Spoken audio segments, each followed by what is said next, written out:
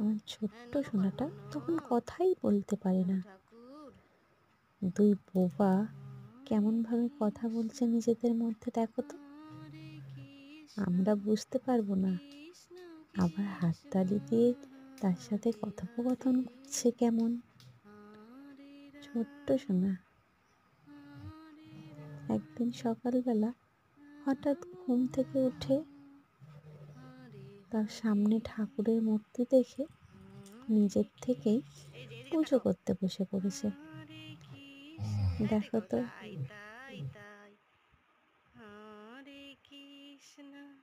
হ্যাঁ হাত দেয় না ও, ওখানে ধূপ দেয় তো, ওখানে ধূপ দিতে হয়।